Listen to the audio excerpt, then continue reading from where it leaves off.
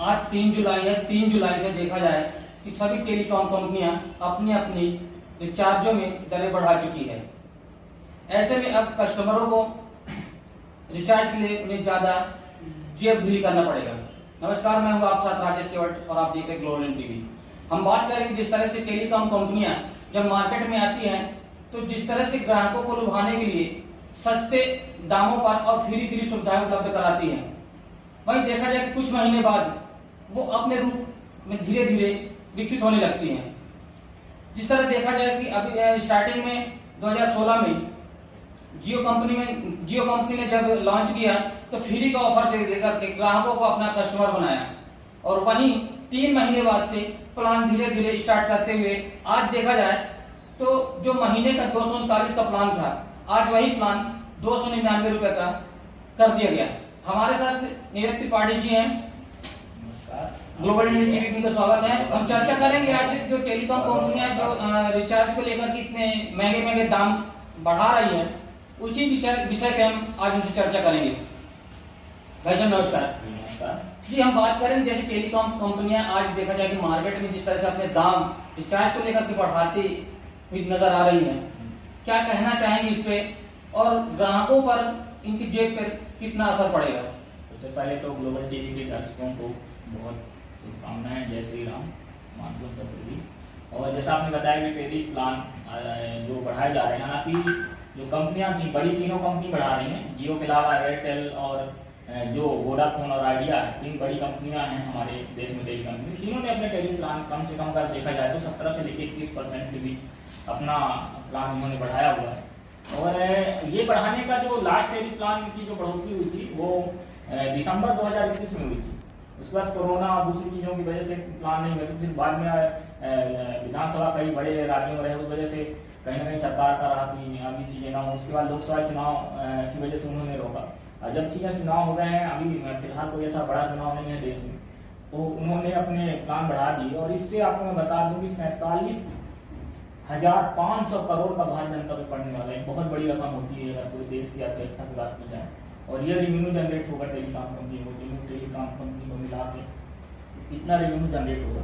आपको बता दो, जियो जो है शुरू में जो प्लान आई थी, लॉन्च किया था, जिसने टेलीकॉम प्लान 2016 में लॉन्च किया था, उसमें उन्होंने फ्री में दिया था, लोगों को जोड़ा, इसको बोले एडिक्ट बनाया, आदत डालना जिसको बोलते हैं। उन्होंने आदत डलवाई लोगों की, अपने मोबाइल पे शुरू में उन्होंने लॉन्च किए। और अब एक तरह से सबकी आदत हो गई है, मोबाइल एक आदत है, आप उसके बिना रह नहीं सकते। आपको पता है देश में महंगाई एक तरह से चरम सीमा पे है।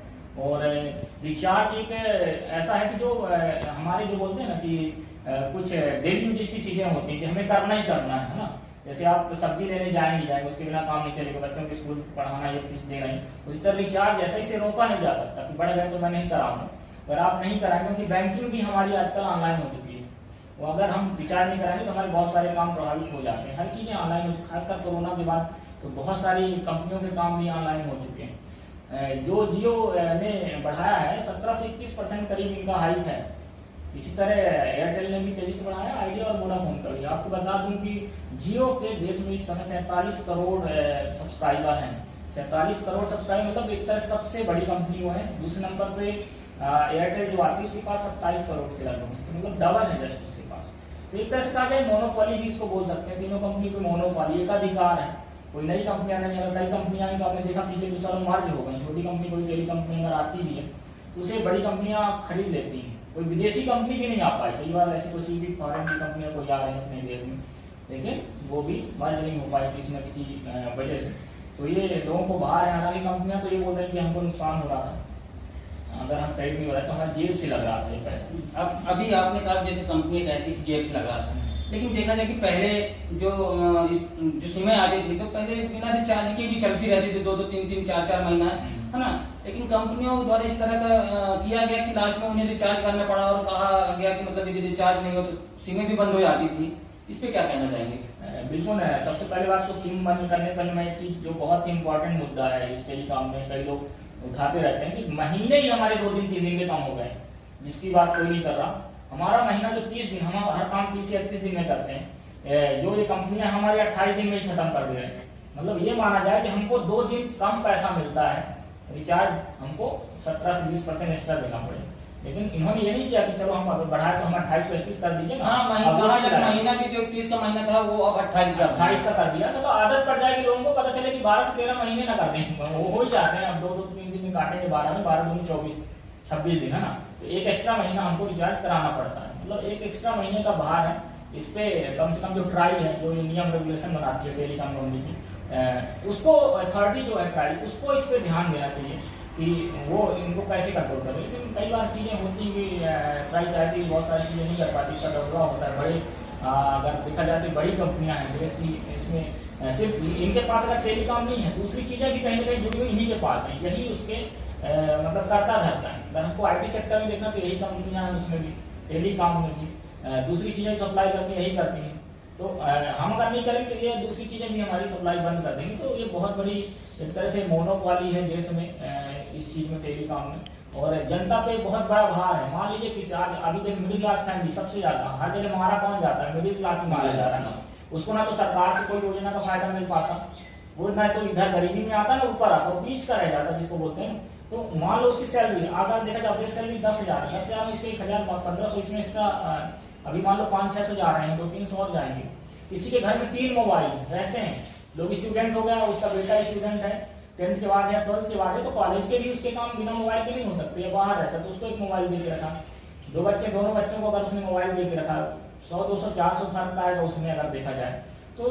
एक तरह देखा जाए तो उसके पूरे महीने का बजट ही गड़बड़ा जा रहा है इसको देखा जाए। तो इसमें देखना चाहिए कि कैसे इस प्लान को और सस्ता किया जा सकता है।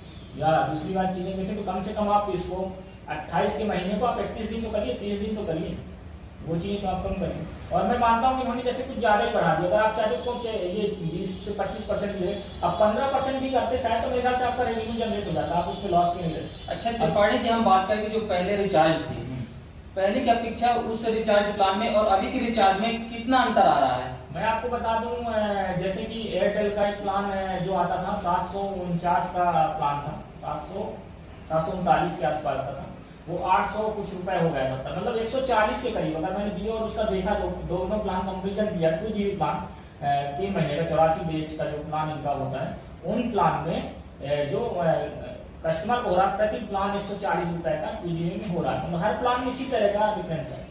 मतलब एयरटेल के जो प्लान है उसमें भी अगर आप 5G, सबसे ज्यादा नुकसान अभी तो 5G आ गए ना, हम 4G को छोड़ दें, 4G की बात कर रहे हैं। अभी जब 5G आएगा, 5G सर्विस के लिए 71% तक बढ़ाया गया है। एयरटेल ने जो बनाया 71% बढ़ा दिया। इसकी बात तो भी कहीं पेपर में चीजें उतनी आ नहीं रही, क्योंकि 5G उतना कहीं जगह चल भी नहीं रहा, कहीं चल रहा है। जी, अपन बात करें तो 5G की सेवा उपलब्ध नहीं हो रहा, कहा जाए कि रिचार्ज जो है अब इस कंपनी करवाना चालू कर रही है। देखिए नए टेरिफ प्लान आएंगे, जो सबसे दिक्कत तो ये है, जो नए टेरिफ प्लान 5G के आएंगे वो 71% एयरटेल ने बढ़ाया, मतलब उस पे उसने प्लान बताया अपना, और जियो ने भी 46% के करीब उसको बढ़ा दिया। तो एक बहुत 46% मतलब डबल, जैसे देखा जाए 71% मतलब वही हो रहा है, डबल के आसपास पहुंच रहा है जी। तो वो और महंगे हो जाएंगे जैसे 5G के प्लान और चीज आने। तो हाँ, हो सकता है कि अभी कंपनी को चाहिए कुछ ऐसे इस तरह के मिडिल क्लास यूजर्स के लिए उनको प्लान करना चाहिए कि मिडिल क्लास आप बढ़ाइए ना, आप कैटेगराइज करिए, आप अदर क्लास के जो जिस तरह यूज करता है उसके लिए अलग प्लान है, तो उसकी क्या यूजेज है नेट की। कोई नॉर्मल नेट है वो तो सिर्फ नेट ही चला रहा है, उसको ज्यादा यूजेज नहीं होता, उसके लिए आपको अलग प्लान लाना चाहिए, वो नहीं ला रही कंपनी। कंपनियां ये भी कर रही है, आपको अगर सिम यूज नहीं करते तो आपको सिम बंद कर कम से कम उसका एक लंबा समय रखना चाहिए, 2 से 3। कई बार किसी के पास 2 सिम होती है, एक यूज कर रहा है, एक उसका कई बार किसी कारणवश उसने कहीं नंबर ले चाहिए, तो उसको कम से कम आप 3 महीने तो रखिए, 90 दिन बाद ही सिम बंद करें तो ज्यादा सही है। तो कुल मिला के कहा जाए कंपनियों को थोड़ा इस विषय पे ध्यान देना होगा कि जो कंपनी के साथ सरकार को भी देना। कंपनी क्या देगी, कोई व्यापारी क्यों देगा, उसका तो फायदा है जी, वो नहीं देगा। क्यों नहीं देगा, आप खरीदो उसी से, किसके पास जाएंगे, आप फॉरेन तो नहीं जाओगे। आपके पास क्या ऑप्शन है, क्या ऑप्शन है कि आपके पास एयरटेल जियो, वोडाफोन आइडिया है तो उसका भी ठीक है, लेकिन 3 है, लेकिन 2 ही मेन है, एक जियो है और एक एयरटेल। दोनों का अधिपत्य है, दोनों भाई भाई जिसको बोलते हैं ना, चोर मौसे के भाई, वही स्थिति है। आप जाए नहीं के पास जाना है आपको, तो आपके पास कोई सरकार को ध्यान देना चाहिए, BSNL को स्ट्रांग करना चाहिए। सरकार BSNL को उतना स्ट्रांग नहीं बना पाई, BSNL को अपने नेटवर्क को करना चाहिए। क्योंकि जो आपको मैं बता दूं 4G प्लान देश में कौन लाया, BSNL लाया, कोई ये कंपनियां नहीं लाई, उसका नहीं लाया जो इन्होंने कर लिया। तो BSNL के पास अपना खुद का बहुत बड़ा इंफ्रास्ट्रक्चर था, उसका सही यूज नहीं हुआ, उसका अगर सही यूज होता तो शायद लोगों को और सस्ती चीजें मिल पाती। जब देखा जाए जिस तरह से गवर्नमेंट जो एम्प्लॉय हैं, तो गवर्नमेंट एम्प्लॉय को भी बीएसएनएल सिम ही जो जानकारी जो निकल गए सूत्रों से कि उनको बीएसएनएल सिम ही मिली हुई है यूज करने के लिए, लेकिन ऐसा होता है कि उन्हें नेटवर्क भी नहीं मिल पाता है। देखिए मध्य प्रदेश में भी मध्य प्रदेश सरकार जो है अपने एम्प्लॉय को, खासकर से एम्प्लॉय जो फील्ड पे काम करते हैं, जैसे राजस्व हो गया, अधिकारीगण हो गए, दूसरे हो गए अलग फील्ड में, उनको एक मोबाइल की सुविधाएं भी उपलब्ध कराती हैं। खासकर आंगनबाड़ी तक को शायद उन्होंने मोबाइल टैबलेट दिया हुआ है। तो इनको क्या करती सिम देती। शुरू में इन्होंने बीएसएनएल ही दिया था, लेकिन देखा बीएसएनएल नेटवर्क बहुत दिक्कत है। आप भी जानते हैं कि बीएसएनएल कहीं ना कहीं अगर इम्पोर्टेंट जब जहाँ जरूरत है वहाँ नहीं चलेगा वो चीजें, तो सरकार को भी चेंज करना पड़ा, उसको टाई अप जियो से करना पड़ा। तो जो रेवेन्यू बीएसएनएल का जनरेट होता है, एक लंबा जनरेट होता है, पूरे मैं मध्य प्रदेश बात नहीं हूँ, इंडिया की यही हालत होती कि लोगों ने बीएसएनएल से अपने कर्मचारी एम्प्लॉय को जियो पे सेटअप हो गए दूसरे में, तो इससे बड़ा रेवेन्यू घटा और जियो को फायदा हुआ। तो दिक्कत तो यही है कि बीएसएनएल का ना देने के कारण कवरेज नहीं है, उसका सही जगह पे कवरेज नहीं आ रहा। कहा जाए कि आपने कहा कि कवरेज नहीं आ रहा, तो किसकी कमी हो सकती है इसमें? देखिए कवरेज तो टेलीकॉम कंपनी है, कवरेज तो जो देश गवर्नमेंट की, जिसमें तो गवर्नमेंट की जो भी टेलीकॉम विभाग को देख रहा होगा या इतने वर्षों से देख रहा होगा, उसने उसके पास वो आइडिया नहीं है। उस तरह का कोई आईटी सेक्टर से आया हुआ बंदा अभी बीच में जैसे अभी रहे है ना, अपने टेलीकॉम मिनिस्टर रहे हैं, लेकिन उसके बाद भी वो नहीं कर पा रहे हैं। तो स्टाफ सुस्त हो चुका है, वो रहते रहते क्योंकि उसको करना नहीं आता। जब तक आप फ्रेश भर्ती वहाँ नहीं करेंगे तो चीजें नहीं सुधरेंगे। पुराने लोगों से क्या करेंगे? वो 40 साल से जॉब में है, उसको पता है मुझे कुछ नहीं करना, 10 से 5 ऑफिस जाना, शाम को आ जाना, 3 दिन बाद सैलरी आ जाएगी मेरी। आपने उस विभाग में भर्ती नहीं की, नहीं नए लोगों को आया नहीं। आप अच्छे पैकेज में आईटी सेक्टर जो फॉरेन जा रहा है, हमारा टैलेंट जो जा रहा है आईटी सेक्टर, तो वो हब है, भारत तो हब है, पूरे विश्व को सप्लाई हम आईटी एक्सपर्ट्स कर रहे हैं, अपने बीएसएनएल क्यों नहीं कर पा रहे हैं?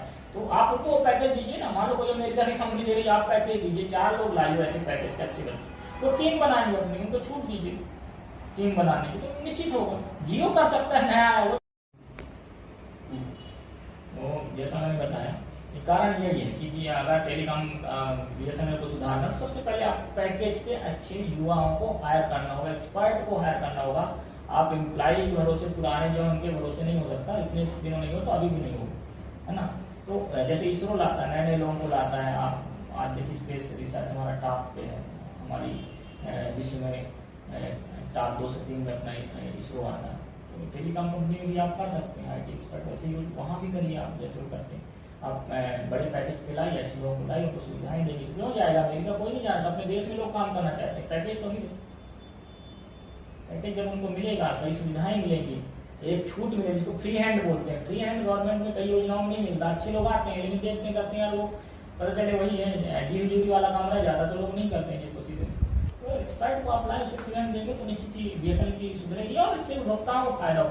आपको पता है हम 150 करोड़ लोग हैं यार, 150 करोड़ लोग अगर बीएसएनएल में 50% 60% भी लोग ले लेंगे तो आपका रेवेन्यू जनरेट हो जाएगा। धीरे धीरे आपके पास इतना बजट आ जाएगा, अलग से बजट आपको खर्च करने की जरूरत नहीं है, कम प्लान में। आप अगर सही देंगे तो फिर ये दोनों कंपनियां भी आपके हिसाब से काम करेंगे। कंपटीशन जब उसमें ज्यादा लोग हो जाते हैं तो सीधी सी बात है उससे फायदा जनता का हो। तो कंपटीशन देंगे, इसलिए कंपटीशन 2 लोगों में है तो आपस में मिली हुई है, जैसे बोलते हैं ना वो मिले हुए हैं जी, सभी मिले हुए, वही वाली चीज है।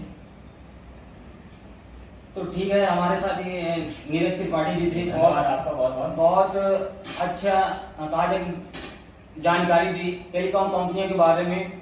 जैसे इन्होंने कहा कि भी टेलीकॉम सरकार को चाहिए कि अच्छे एक्सपर्ट लाएं यहाँ पे, ताकि वो बराबर तौर पे काम कर सके।